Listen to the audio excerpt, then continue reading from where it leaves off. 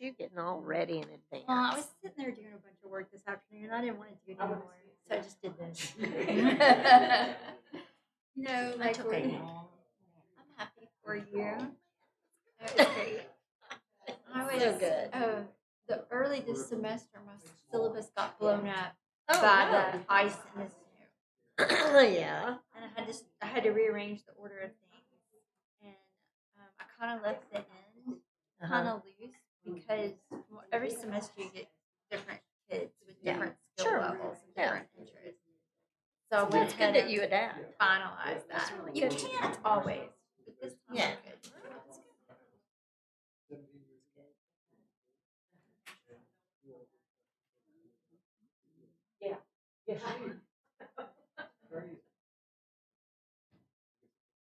Also, am I supposed to be maintaining a record of the bylaws somewhere? Because it says in Article 2 I am. Like, do I keep that at my house? Or? And we have a record on, I think, like, periodically go online and make sure that it's up there under HTC because we keep a record. Yeah, that was my question. I was like, do I need to have a notebook or something? No, I think it's fine that we, everything's digitized. You know I have them all the way back to the beginning. That's cool. I have all of them. And when I'm done with this, give them. Also, like, where do I find the conflict of interest forms I'm supposed to be distributing? I think These are such good questions, and I'm glad you brought that I up. saw one when I came on.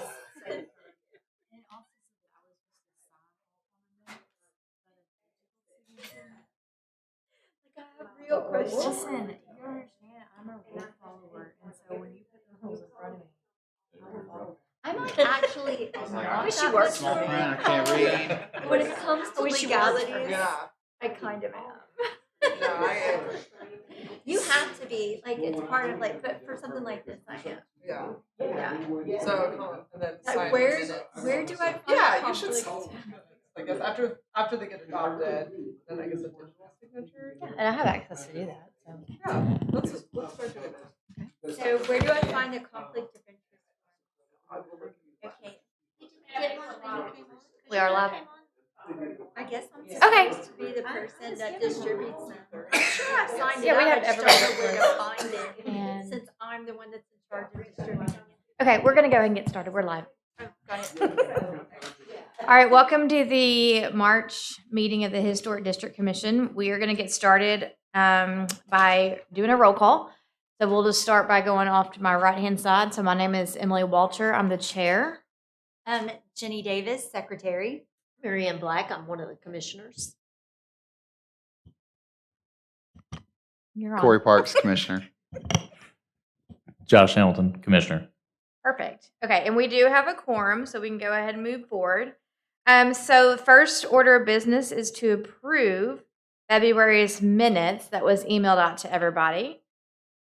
So I'll just need a motion to approve unless. Move to approve. Okay. and- Second. All right. Are there any changes or discussion? Okay. All those in favor? Aye. Opposed? Perfect. All right. So next, we have no old business, so we'll go with new business. And first up, we're going to kick it over to Tara to take it away. This project, the address is 1124 North Ash Street. It is an addition in the old Conway Design Overlay District. It is in the suburban zone. The applicant proposes two additions. One addition is 68 square feet and proposed on the right southern side of the residence. It will be visible from Ash Street. The second addition is 168 square feet and is proposed at the back of the residence and will not be visible from the street.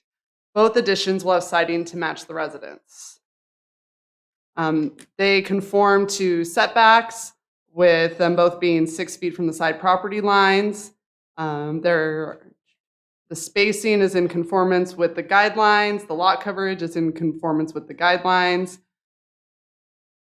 When it comes to sidewalks, this qualifies for the exception to the sidewalks as the addition is less than 30% of the primary structure's footprint, and therefore no sidewalks are required. It does not appear that any significant trees will be impacted by the construction. It will not affect the scale of the residence. The height is going to be proportional to the existing residence. Footprint is in conformance with the guidelines. It will respect the eaves and wall breaks of the residence. The applicant has indicated that there will be one window on the front addition and one window on the rear addition. The window on the front addition will face the street and will increase the number of windows on the front, but reduce the number of windows on the southern facade. The back addition will have one window facing east or into the backyard.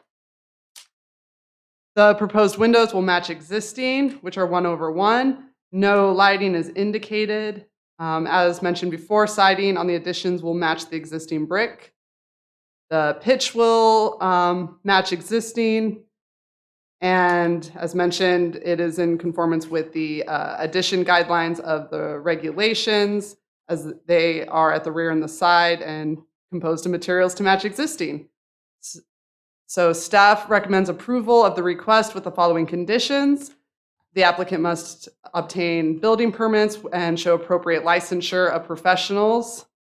Siding material shall include brick, stone, wood, or hardy siding, LP, smart side, or something similar. Windows shall be at least 1/1, not fixed windows. If muntin bars are used, they must be true divided light, and lighting shall be downward and inward toward the property. Thank you very much. So who's here to speak in favor? Okay, if you'll step up to the podium, and if you'll state your name and your address.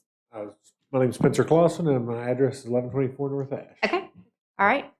So do you understand the guidelines? Do you have any questions absolutely. for us? Absolutely do. Yep. You have any comments or questions? Any None. thoughts? No, just excited to get approval so I can move forward with this. I've been in this house 17 years, and I've been wanting to do this for at least that long. Oh, So, good. yeah. Okay. My only question I had for you was, do we have a like an elevation of what it would look like? Like an exterior elevation? I got this right here. I did that. Okay. I mean, I know they said that there was like a window in the front, but there's nothing that's drawn out. Like there's no plans drawn out to show what it would actually look like. No, I don't have any plans like that drawn out. But if you can imagine that where it's rocked over out there, that used to be a porch when the house was originally built, and it was enclosed when I bought it with some kind of old junky looking siding, and I put that rock on it about 12 years ago. But I just want to bump that wall out just the 56 inches because that room is almost no good. It's like 7 feet by 13.4, and you can't do anything in a room that size. So I want to just bump it out to make it more of a normal room that's going to be my studio, so I can have a place to draw and have my books in. And then the rear addition will add on just to our bedroom and give it more of a master bedroom feel. We're going to have a bathroom and closet in there and add about 6 feet to our actual bedroom. Okay. Anybody else have any questions? So Spencer, as far as placement of the window, would it be on the front addition, or would it be what would be the orientation of the window? The orientation is going to be on the front, just as you see the one to the left there, the far left. It'll be roughly 5 or 6 feet from that, and centered in into the new room, facing to the west. Okay. And on the back side, what will be the bathroom will have a window in it, and it'll face to the east. It'll be the 1/1. Okay. Anybody else have any questions? Okay. Do you have anything else? That's all. Okay. Is there anybody else here to speak in favor? Is there anybody else here to speak against? All right, so we'll just open it up to the commissioners for discussion. Welcome, Liz. For motion? I move that we accept the staff recommendations. Okay. Second. All right. Any other discussion? All those in favor? Aye. Opposed? Okay, there you go. Yeah, so you can just reach out to the city, to Tara.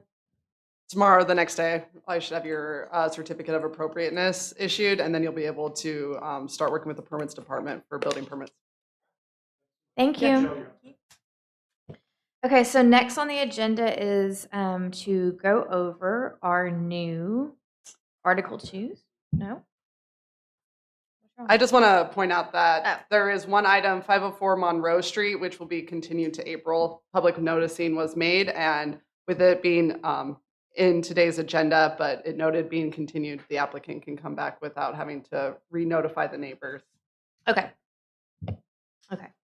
All right, so now we need to talk about the adoption of Article 2 bylaws. Did everybody get a chance to read over that?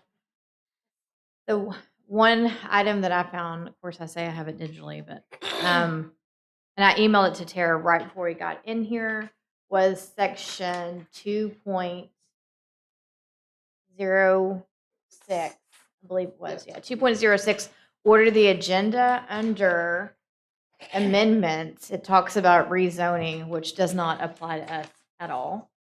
And so I think it was an oversight, a copy and paste issue.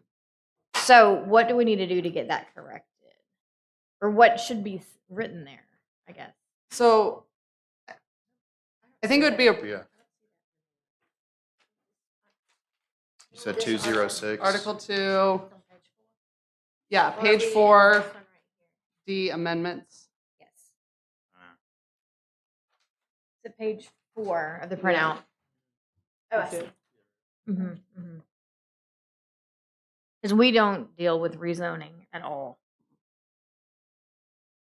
So I think to meet the intention of that as it pertains to the HDC, one could write amendment of an application. An applicant may be allowed at the discretion of the chair to verbally amend a request during the meeting at which the application is heard.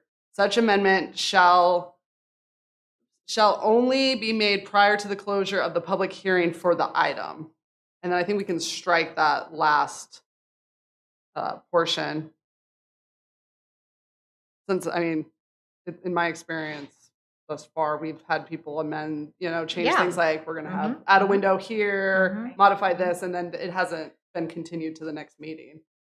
So what exactly are we? Exactly. Yeah, so we're striking rezoning on the second line. All right. And then we're striking on the third line, permitted for rezoning request, and the request must be made.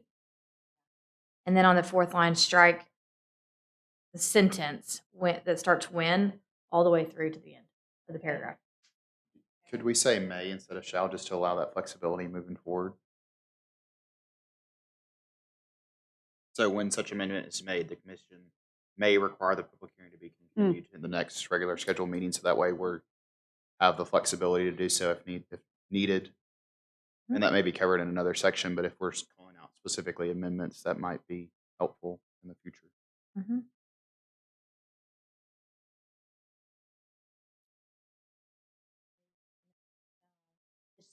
Shall be made, not only be made. Yeah, so that last part of the sentence would read, the commission may require the public hearing to be continued to the next regular meeting prior to acting on the item.